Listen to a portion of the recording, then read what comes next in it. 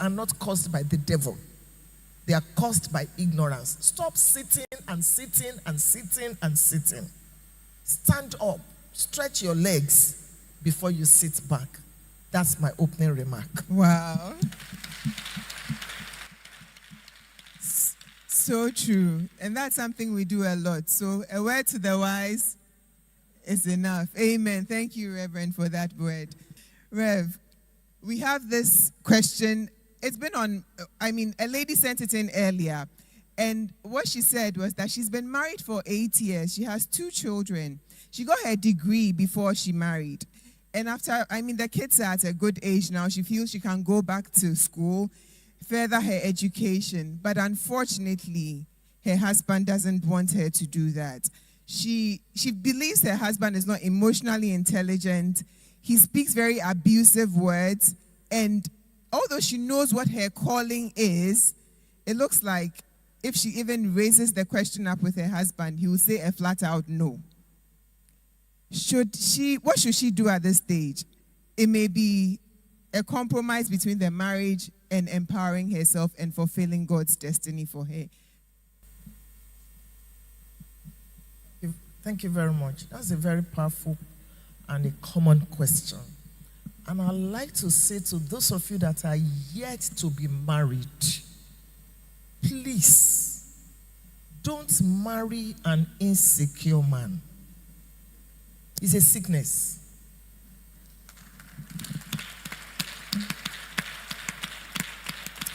And like Bishop Olivia said, there will be signs. There will be red flags. You cannot tell me that you didn't know. Don't let society put pressure on you that will make you like or make you go into a marriage where you are second-guessing yourself. It's important. Marriage hardly changes people. Marriage amplifies who people are. It's just like money. Money is not good, money is not bad. It depends on the owner. If someone is very generous and the person now becomes wealthy, oh my God, everybody will be blessed. If someone is cruel and wicked and stingy and he now has money, he will be worse. It's the same thing with marriage. A man slapped you or kicked you while you were dating him. And because you think you are biologically too old, you go into that marriage because you just want to be married. Life is not governed by miracles. Life is governed by principles, laws, and there are consequences. There are prayers you will not need to pray if you understand what I'm saying now. So there is insecurity, it's obvious in that situation.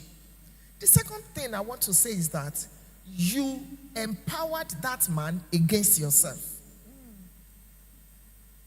You are too much of a yes wife. And I'm not teaching you lack of submission. So now that you are in this situation, practically what should you do? Apart from praying. I am not one of those people that will tell you just stay there and be praying. Pray, that's fine. But number one, have a round table conference with him and bring not just this issue out, but other issues. I noticed that I don't have a voice in this marriage. I noticed that you don't listen to me in this marriage. I noticed that you make me feel inferior. Is there a problem?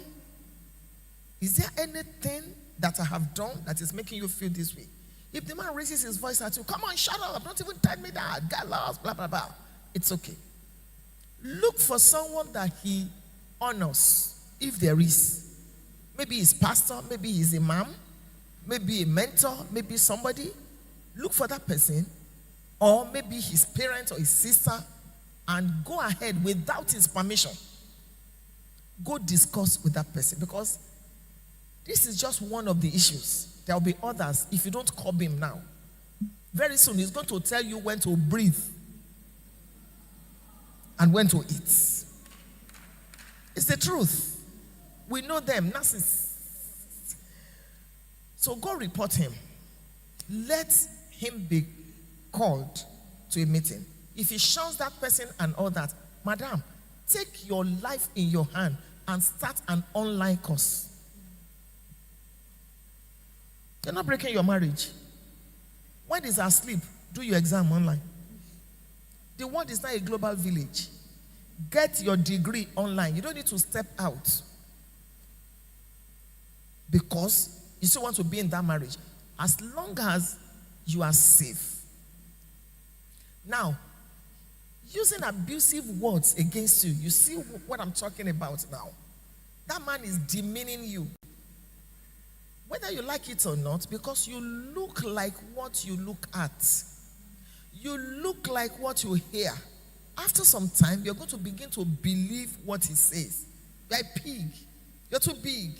You're ugly. That's what the man says to you. You are going to start to believe him. And you might even become suicidal. That's the pattern.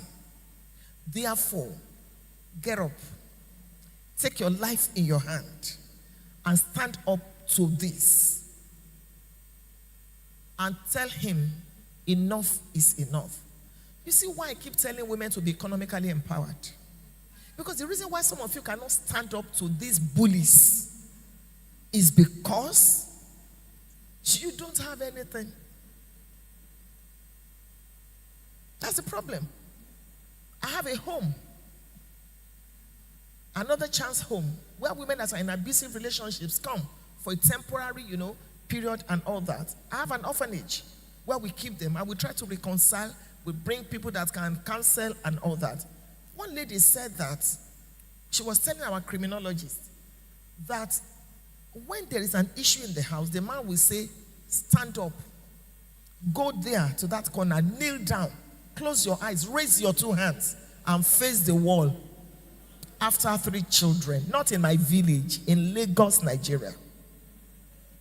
And after 15 minutes, all kinds of abuse, all kinds.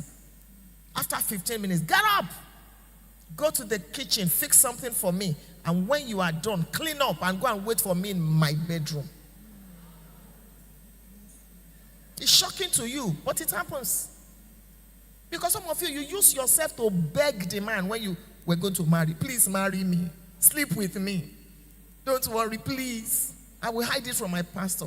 That's the effect. Now that you are crying in the palace, nobody to cry with you. Better refuse to marry than waste your life on the altar of marriage. It is not marriage that completes you. If you are an incomplete single lady, you will meet and marry an incomplete single man, and you will have an incomplete marriage. Do well with your life. That woman was asked, so why are you still in that relationship with all the beatings? Say, I don't have anything. I can't even rent a house. This is why some of you stay in abusive relationships. Please don't go into coma before you ask for help.